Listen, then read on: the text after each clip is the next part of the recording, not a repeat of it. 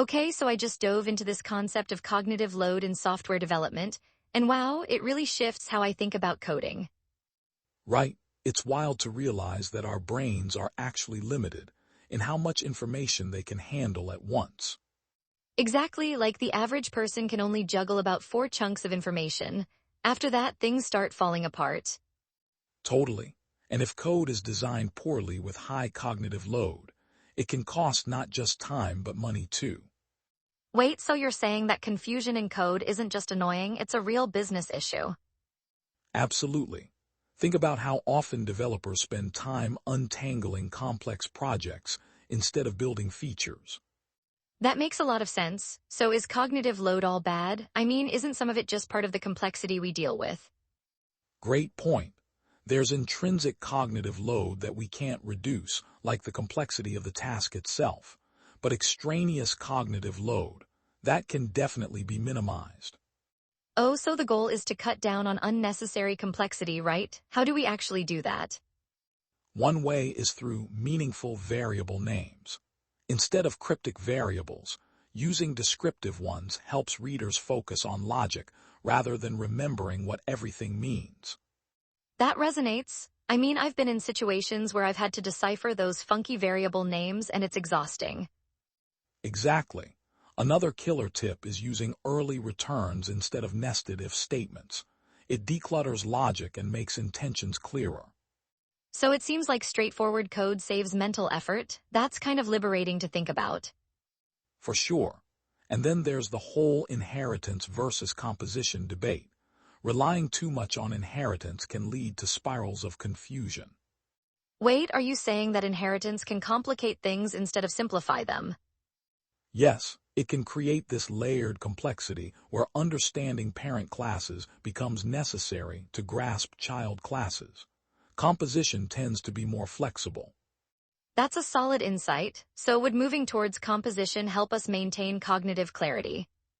Totally, and the argument extends to microservices too. Oversplitting into tiny services can lead to cognitive overload and integration nightmares. Oh man, I've seen that in practice. Too many microservices often just turn into chaos. Is there a sweet spot? Definitely. The idea is to aim for deeper services instead of lots of shallow ones. It allows for clearer interactions between them. Right, it makes me think about how simpler interfaces can mask underlying complexity, like Unix I/O, which is so powerful yet straightforward. Exactly. That balance between a simple interface and complex underlying logic is key to managing cognitive load. It's fascinating how cognitive load intersects with business logic too. Having clear, self-descriptive error codes could save so much mental wrestle. Yes, using JWT has expired. Instead of numeric codes can significantly reduce confusion for front-end developers. Man, that would save everyone a headache. What about coding principles like dry? They might seem helpful, but can they also increase cognitive load? Absolutely.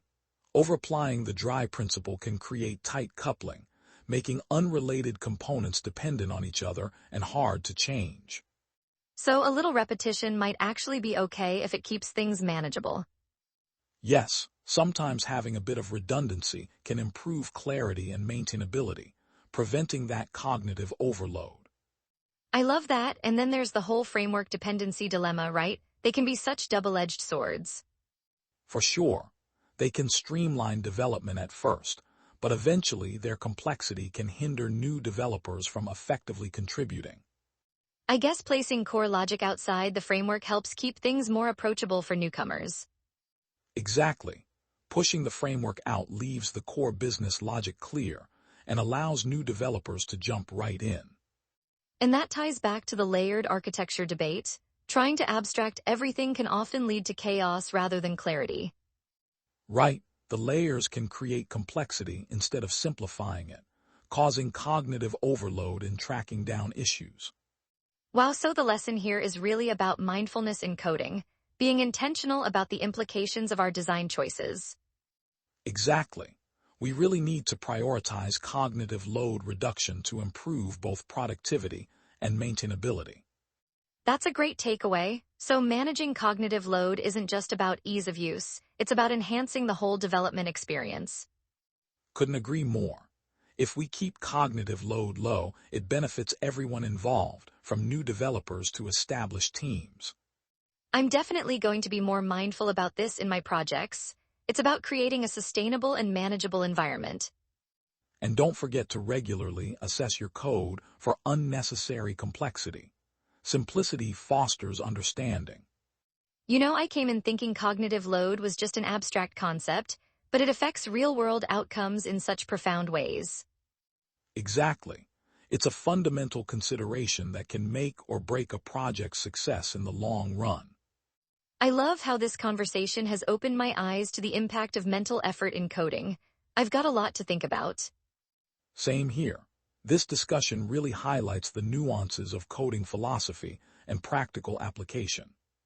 Let's keep exploring these principles. There's so much more to uncover about design and clarity in coding.